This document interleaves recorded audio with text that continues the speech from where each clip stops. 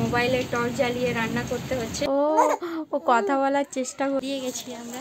R hey guys, good morning, welcome back to my channel. তোমরা সবাই কেমন আছো? আশা করছি সবাই খুব ভালো আছো, আমিও খুব ভালো আছি। তো চলে এসেছি তোমাদের জন্য আজকে নতুন আরেকটা ব্লগ নিয়ে।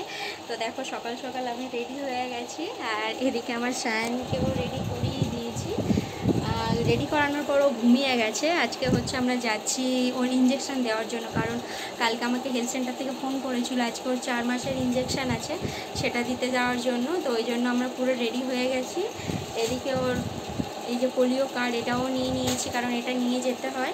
আর এখানে একটু দুধ বানিয়ে নিয়েছি, কারণ ওখানে ইঞ্জেকশান দেওয়ার আগে একটু বাচ্চাদেরকে খাইয়ে নিতে বলে। তো ওই জন্য আমি দুধ বানিয়ে নিয়েছি, ওখানে গিয়ে একটু খাইয়ে দেবো, দিয়ে তারপর ওর ইঞ্জেকশানটা দেওয়াবো। আর আমার শাশুড়ি মা একটু বাজারে গেছে, উনি আসলেই আমরা বেরিয়ে যাবো এখান থেকে। আর সায়ানোর সেই সুযোগে একটু ঘুমিয়ে নিই, কারণ ওর যদি ঘুমটা পুরো না হবে ও কান্নাকাটি করবে। দিয়ে গেছি আমরা। আর আমাদের সায়ান ওই যে দাদিমার কোলে, এই যে সায়ান এখন একটু জেগে আছে, একটু পর থেকে কান্নাকাটি শুরু হয়ে যাবে। ওখানে ইঞ্জেকশন যখন দেওয়া হবে তখন থেকে কান্নাকাটি শুরু।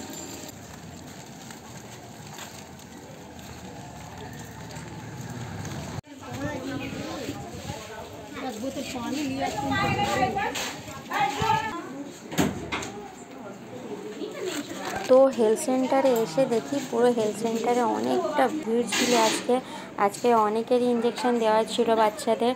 তো সেই জন্য আমি আমার শাশুড়ি আমার সায়ানকে নিয়ে বাইরে এসে বসেছিলাম, কারণ ভেতরে অনেক গরম, কারেন্ট ছিল না, পাখা চলছিল না।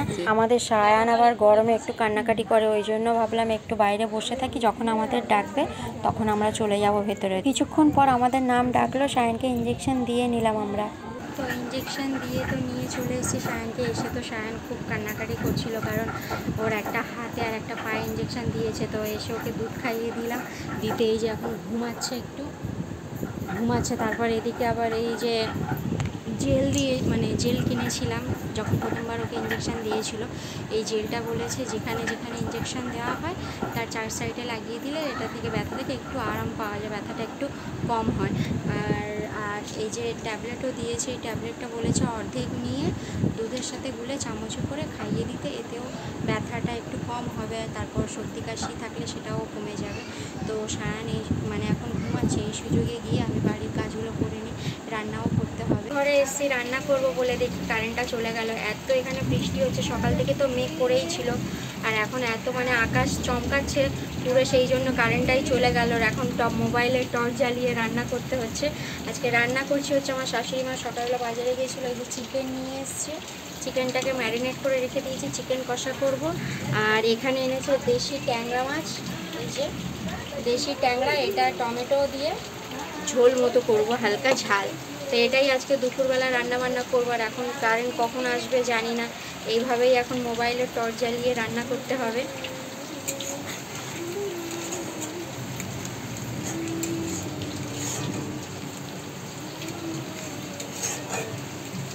বাইরে প্রচুর হাওয়া দিচ্ছে, ঝড় দিচ্ছে। আমি দরজা জানলা পুরো সব বন্ধ করে রেখেছি, নাহলে এখানে রান্না করতে পারবো না, গ্যাসে হাওয়া লাগবে, কারণ একদম জানলা আছে সামনে, দরজা আছে, তো ওই জন্য গ্যাসে এত মানে একটু বেশি হাওয়া গেলে আবার আপনি গ্যাসটা বন্ধ হয়ে যায়, ওই জন্য ভয় লাগে। যার জন্য আমি পুরো বন্ধ করে দিয়েছি, দরজা জানলা দিয়ে বন্ধ করে রান্না করছি এখন।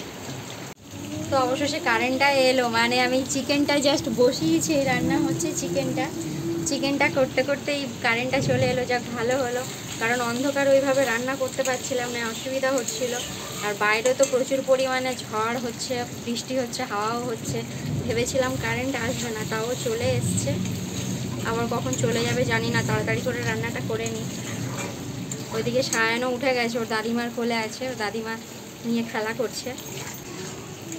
কিছুদিন আগে সবাই বলছিল বৃষ্টি হয় না, প্রচুর পরিমাণে গরম ছিল, সবাই বৃষ্টি চাইছিল। আর এই যে বৃষ্টি শুরু হলো, বৃষ্টি আর থামছে না। সেই মানে রান্না বান্না করছিলাম তখন থেকেই বৃষ্টি হচ্ছে, আর এখন একটু কমেছে, হালকা হালকা মতো পড়ছে। তো আকাশ যে হারে হয়ে আছে, মনে হয় আজকে সারাদিনই বৃষ্টি হবে। তো এখন এই যে 1টা বাজে, রান্নাবান্নার তো সব কমপ্লিট হয়ে গেছে, এদিকে বৃষ্টিও থেমে গেছে, অনেক তো বৃষ্টি হচ্ছিল। আর এদিকে সায়ান দাদিমার কোলে খেলতে খেলতে এই যে এখন ঘুমিয়েছিল, আবার এই ক্যামেরার দিকে তাকাচ্ছে সায়ান। এক্ষুনি ঘুমিয়ে গেছিলো, আবার উঠে গেছে। তো ভেবেছিলাম যে ও ঘুমিয়ে গেলে এই সুযোগে খেয়ে নেবো, খুব খিদেও লেগেছিল। সকালে সেইভাবে কিছু খাওয়া হয়নি, তো দেখছি উঠে গেছে, তো না ঘুমানো অবধি খেতে পারবো না। ও ঘুমিয়ে গেলে তারপরে আবার আমরা খাবো।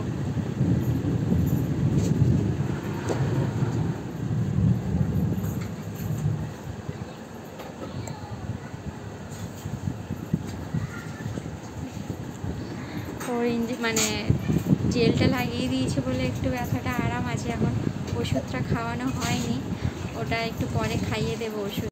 সায়ান, দেখি দেখি দেখি দেখি, ও বাবা, সায়ানের এই হাতে ইঞ্জেকশন দিয়েছে আর এখানে ডান পায়ে ইঞ্জেকশন দিয়েছে। পা তো কম্বলে ঢাকা আছে, কারণ বৃষ্টি হচ্ছে বাইরে অনেক, ওই জন্য কম্বল দিয়ে ওকে আজকে ঢেকে রেখেছি, নাহলে ঠান্ডা লেগে যাবে। কি আজকে ঘুমাবে না দুপুরবেলা? হ্যাঁ, দুপুরবেলা ঘুমাবে না? হ্যাঁ, এটা কি ঝুনঝুনি? এটা বাজাবে না তুমি? এটা আওয়াজ করলেও মুখটা এরকম করে নেয়।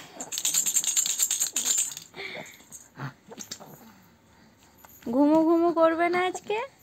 হ্যাঁ, ঘুমু ঘুমু করবে না?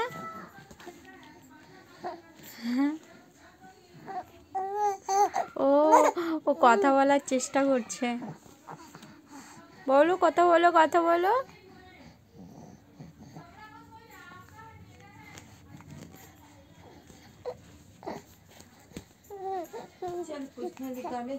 তো সায়ান ঘুমাচ্ছে না, ও দাদিমার সাথে খেলা করছে। ও এখন ঘুমাবে না, এখন ঘুম ওর চোখে নেই, ও এখন খেলা করবে। অনেক চেষ্টা করেছি ঘুম পাড়ানোর, ঘুমাচ্ছে না। তো সেই সুযোগে ভাবলাম আমি খেয়ে নিই। তো আমি এদিকে ভাত বার করে নিয়েছি, এখন আমি খেয়ে নেবো। আমি খেয়ে নিলে তারপর ওর দাদিমা আবার খাবে। তো এখন 3টে বাজে। সায়ান এদিকে এই যে ঘুমিয়ে পড়েছে, মানে 5 মিনিট মতো হলো ঘুমিয়ে পড়েছে। আর ঘুমের মধ্যে মুখটা ওর একবার দেখো, রাগের মধ্যে ঘুমিয়ে আছে, কারণ ওকে তো জোর করে ঘুম পাড়ানো হয়েছে, সেই জন্য মুখটা রেগে আছে। ঘুমাতে চাইছিল না, অনেক কষ্ট করে ওকে ঘুম পাড়িয়েছি। আর বাইরে বৃষ্টি হচ্ছিল, বৃষ্টি তো এখন আর হচ্ছে না, বৃষ্টি থেমে গেছে। দাঁড়াও, বৃষ্টি এখন বন্ধ, বৃষ্টি পড়ছে না। আবার কখন বৃষ্টি হয়।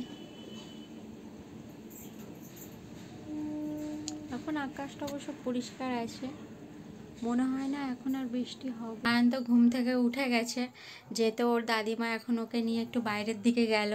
এখন ওই 5টা মতো বাজে। তো এরকম টাইমে প্রত্যেক দিনই আমার শাশুড়ি মা নিয়ে ওকে বাইরের দিকে যায় একটু ঘোরাতে, বাইরে গিয়ে একটু গাড়ি টাড়ি দেখে, কারণ ঘরে একদমই থাকতে চায় না। মানে বিকাল হলেই ওকে বাইরের দিকে একটু হলে নিয়ে যেতে হবে, সেভাবে ঘরের মধ্যেও থাকতে চায় না, কান্নাকাটি করবে যতক্ষণ না নিয়ে যাবে। তো সেই সুযোগে আমিও আমার ঘরে এসেছি, এসে আমার ঘরটা একটু অগোছালো হয়েছিল, তো একটু ভালো করে ঘরটা, আমি নিজের ঘরটা একটু গুছিয়ে নিলাম। তো এবার আসবে আমার শাশুড়ি মা, মানে এবার না একটু পরেই আসবে, গেছে 5 মিনিট মতো হচ্ছে।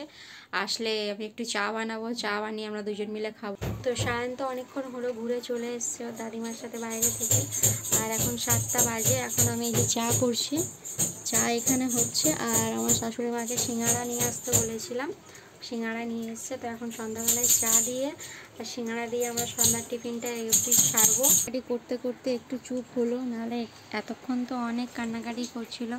আর এদিকেই তো আমি সিঙ্গাড়া আর চা নিয়ে এখন এই আমরা খাচ্ছি।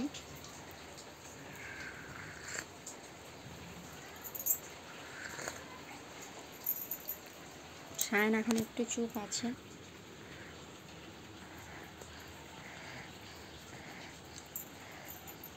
8টা বাজে, আর এদিকে অবস্থা দেখো, বৃষ্টি কীভাবে বৃষ্টি হচ্ছে। এদিকে বিদ্যুৎও চমকাচ্ছে, আকাশ থাকছে, বৃষ্টিও হচ্ছে ভালো।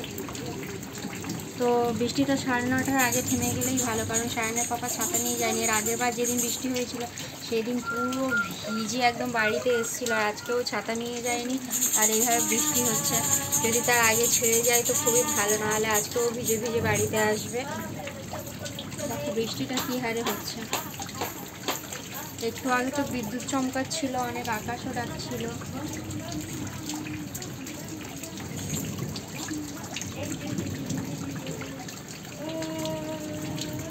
যেটার ভয় পাচ্ছিলাম সেটাই হলো, সায়নের পাপা সত্যি পুরো ভিজে বাড়িতে এলো। এই যে এসে এখন ড্রেস চেঞ্জ করছে। তো এবার আমরা ডিনার করতে যাব। আজকের ব্লগটা আমি এত দূরই রাখলাম। তোমাদের কেমন লাগলো আজকের এই ব্লগটা তোমরা কিন্তু অবশ্যই কমেন্ট করে জানাবে, ভিডিওতে লাইক করে দেবে। আর আবার তোমাদের জন্য আমি নেক্সট ব্লগ নিয়ে আসবো। আজকের মতো টাটা, গুড নাইট।